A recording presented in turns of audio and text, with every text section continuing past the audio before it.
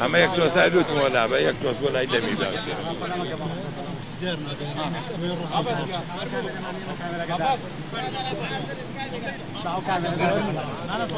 وتی باوەتەوە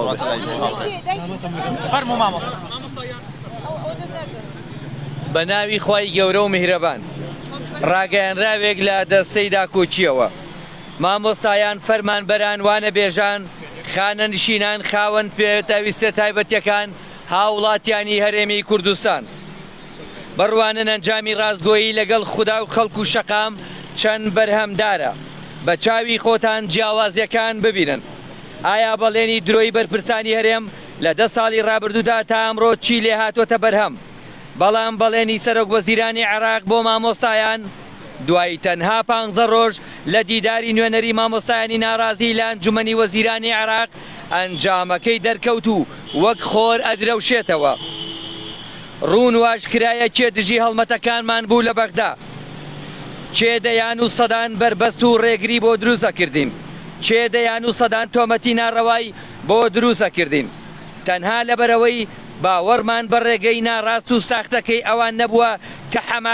کە حەماقەتی کوردایەتیە بڕوانن چۆن بە هەوڵی بەردەوام و سەردانە چڕ و پڕەکانی لۆبیکردنی بەردەوام و سکاڵاکانمان لەم دەسەڵاتە چەتە ئاسایەی هەرێم لە دادگای فیدراڵی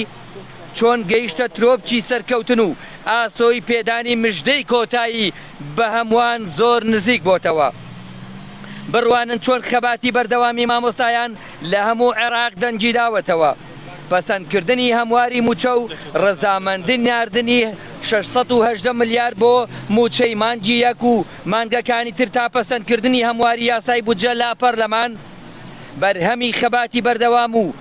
جوڵەی ژیرانە و مەدروسی دەستەکەمان بۆ لە بەغدا کە هەمیشە و بە ئاشکرا بەغدادی بە چارەسەر زانیوە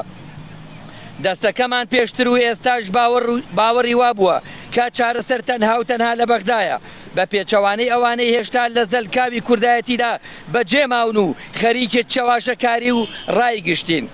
لە کۆتاییدا سوپاسی هەموو ئەو بەڕێزانەکەین کە لە هەوڵ و هەنگاوەکانمان هۆکار و پشتیوان و هەماهەنگ و پاڵپشتیمان بوون سوپاسی زۆرینەی مامۆستایان و فەرمانبەران و بەڕێوەبەرە بەڕێزەکانەکەین کە تا ئەم ساتەش پشتیوان و هاوکارمان بوون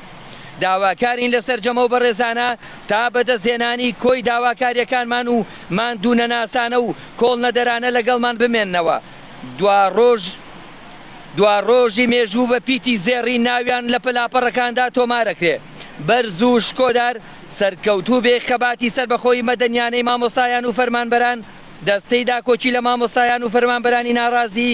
یەکشەمە 4/1/2024 بەڵێ مامۆستا نەجمەدین ئەگەر بێتە ئێرەوە من دوو پرسیارمەیە پرسیارێکمەوەیە چارەنووسی وانەبێژان چی لێ دێکە زیاتر لە 35,000 وانەبێژە پرسیاری دووەمیشمە ئەگەر بە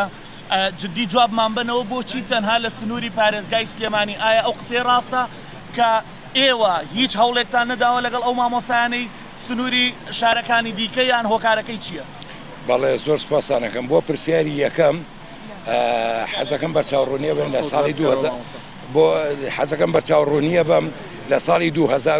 2013ەوە 47,000 لە مامۆستا و لە سیرکی پەروەردە و تەندروستیا خانە نشین بوون کە ژمارەی وانەبێژان 35,000ێکە ئێستا ئەگەر دەسەڵاتێکی تەندروستمان هەبێ ئەبێ ئەو 35,000 وانەبێژە بخرێنە شوێنی ئەو 47,000 کە خانە نشین بوون ئەوە کێشەی خانە نشینان چارەسەرەکە بەبێ ئەوەی هیچ فشارە هەبێ لە دەسەڵات بۆ ئەو پرسیاری دووەم ئەگەر لەوێ ئازادی هەبێ مامۆستایان ئێوە لە ئێمە ڕقە سوورترن بەڵام لەوێ کۆریای باکوورە و ئێرە ئەتوانم بڵێم کۆریای باشوورە و ئازادی تایە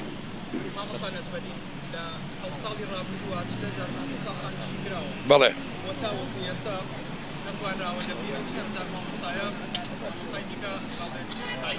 بەڵێ داواکاریەوە ئەو بەڕێزانەی کە مامۆسای ئێمەن کە فێرزانی ئێمەن کە لە خانە نشینەکانن ئەوەیان داوا کردووە هەتا لە دادگای فیدراڵیش لقێ لە سکاڵاکەیان ئەوەیە مامۆستا کاتێکتان دیاری کردو یاخود بایکۆت جارێ بەردەوامە ئەم خۆپیشاندانەی ئەمڕۆ وەڵامی دەسەڵاتداران بوو بۆچی بۆم درنگانی شۆ کۆنگرەتان ڕاگەیان لەبەرەوە بە زەروریەتمانزانی و بۆ ئەوەی هەموو مامۆستان و فەرمانبەران و هاوڵاتیان و هەموو تاک بە تاکی کوردێ بزانێ کە ئەمە هەوڵ و تەقەلای هەوڵ و تەقەلای ماندووبوونی ئەو بە ڕێزانەی دەستەی داکۆکی بوو بە هاوکاری کۆمەڵێک لەو برا و خوشکە بە ڕێزانی کە هاریکاریان کردوین هەم ڕێنماییان کردوین دەستان خۆشەوە سەرکەوتوو سەرچاوە